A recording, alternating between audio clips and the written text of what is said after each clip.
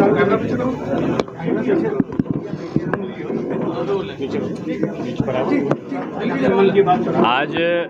माननीय प्रधानमंत्री जी का न केवल जिज्ञासा को पूर्ण करने वाला भावुकता भरा और तथ्यों पर आधारित 110वां एपिसोड सुनने का हम सबको कानपुर की महानगरी में अवसर मिला है। मन की बात मैं समझता हूं कि एक समय रामायण का सीरियल आता था तो लोग इतवार का रविवार का इंतजार करते थे कि रामानंद सागर की रामायण आएगी, और अब विगत 10 वर्षों में हर जो अंतिम रविवार होता है उसमें लोग इंतजार करते हैं कि मोदी जी की मन की बात का कार्यक्रम आएगा, जो ज्ञानपूर्वक भी होगा, जानकारी वाला होगा और कुछ न कुछ दिशा दर्शन करने वाला होगा। आज के एपिसोड में मैं समझता हूं कि बड़ी महत्वपूर्ण बात निकली है। 3 महीने के बाद 111वां जो एपिसोड होगा माननीय मोदी जी का, हम सब लोगों को सुनने को मिलेगा जब वो तीसरी बार प्रधानमंत्री बनकर एक बार पिछले से भी अधिक बहुमत से, प्रचंड बहुमत के साथ तीसरी बार प्रधानमंत्री बनेंगे। ये एक बड़ी उपलब्धि रही है। इतने विगत 10 वर्षों में जिस प्रकार से उन्होंने काम किया है वो काम अभूतपूर्व रहा है, चाहे इंफ्रास्ट्रक्चर का रहा हो, चाहे एजुकेशन का रहा हो, चाहे किसानों की समृद्धि का रहा हो, महिला सशक्तिकरण का रहा हो, उद्योगों के निवेश का रहा हो, रक्षा क्षेत्र में पाकिस्तान ऐसे देश में चाइना ऐसे देश को मुंहतोड़ जवाब देने का रहा हो। मैं समझता हूं कि अभूतपूर्व, अनुपम राष्ट्र रक्षा यज्ञ जो 10 वर्षों तक चला है वो आज मन की बात में वो मन से निकला है। और निश्चित रूप में ये सौभाग्य होगा कि लोकसभा चुनाव के बाद जब हम लोग इसको फिर से सुनेंगे 111वें एपिसोड को, तो मन और आनंदित और प्रफुल्लित होगा कि ये राष्ट्र अब एक मजबूती की तरफ बढ़ा है। भारतीय जनता पार्टी 400 पार का नारा दे रही है। लगातार गठबंधन जो है चाहे कांग्रेस का हो, समाजवादी पार्टी के साथ हो रहा है, आम आदमी पार्टी के साथ हो रहा है, किस तरह से भारतीय 400 पार का आप लोग? और मैं कानपुर के गंगा पुल से ऊपर से आ रहा था, बरसात का समय था, एक पेड़ आधा डूबा हुआ था गंगा नदी में, आधा से ज़्यादा। जैसे आजकल भारतीय जनता पार्टी की देश के 3/4 जगहों पर भाजपा सरकार है, यानी भाजपा की जो बाढ़ है पूरे भारतवर्ष में वो उसकी सत्ता जो प्रदेशों में से डूबी हुई है। लेकिन मैंने अद्भुत दृश्य देखा था कि इसी कानपुर के गंगा पुल के नीचे पेड़ पे एक पे बिल्ली थी, चूहा था और नेवला था और सांप था। चार ऐसे जीव जो एक दूसरे के दुश्मन थे उस पर बैठे हुए थे।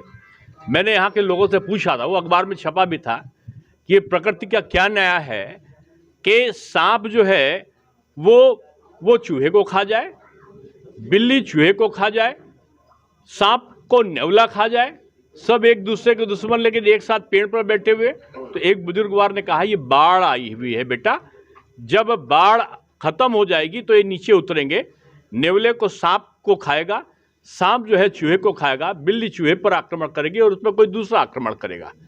आज भारत की राजनीति ऐसी हुई है कि बीजेपी की जो बाढ़ पूरे भारतवर्ष में आई है, इस बाढ़ में तमाम विपरीत विचारधारा वाले लोग, ये आम आदमी कांग्रेस को गाली देती थी, कांग्रेस सपा को गाली देती थी, सपा ये तृणमूल को गाली देती थी। आज ये एक डाल पर बैठने का, एक राजनीतिक मंच पर बैठने का स्वांग रच रहे हैं और उनको लगता है ये चुनाव जैसे ही समाप्त होगा पहले आम आदमी यह है कांग्रेस को गाली देगी, कांग्रेस सपा को गाली देगी और सपा किसी और को गाली देगी।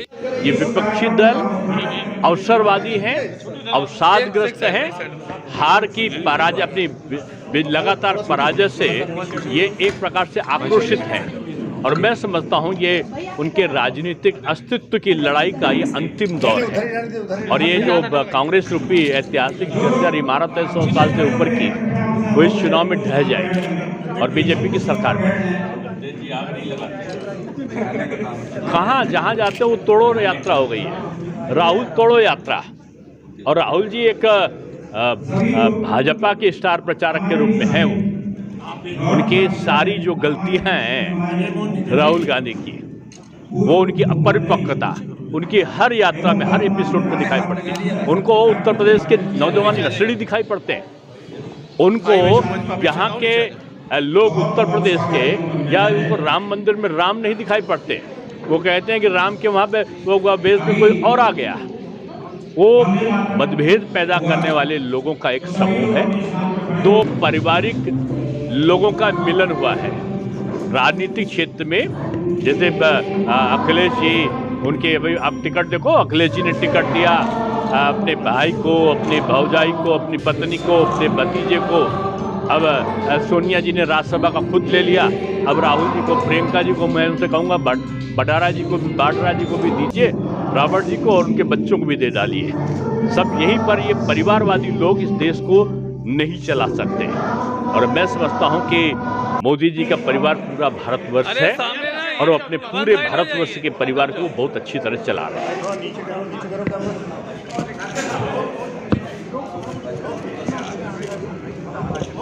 अब देखिए, नो वैकेंसी है विपक्ष के लिए। नो वैकेंसी में एक भी सीट अब विपक्ष जीत पाएगा, इसके लिए वही खुद आशंकित है। विपक्ष एक सीट, दो सीट पाने के लिए संघर्ष करता हुआ दिखाई पड़ेगा। बीजेपी पूरी 80 सीटें जीतेगी और बहुत बड़ी मेजॉरिटी से जीतेगी। ये मोदी तूफान जो पूरे भारतवर्ष में चल रहा है, जैसे लोग बोल रहे हैं कश्मीर में आज शीत लहर चली है, मैं समझता हूँ कि यहाँ उत्तर प्रदेश में और भारतवर्ष में मोदी लहर चल रही है और इस लहर में बहुत सारे लोग बह जाएंगे।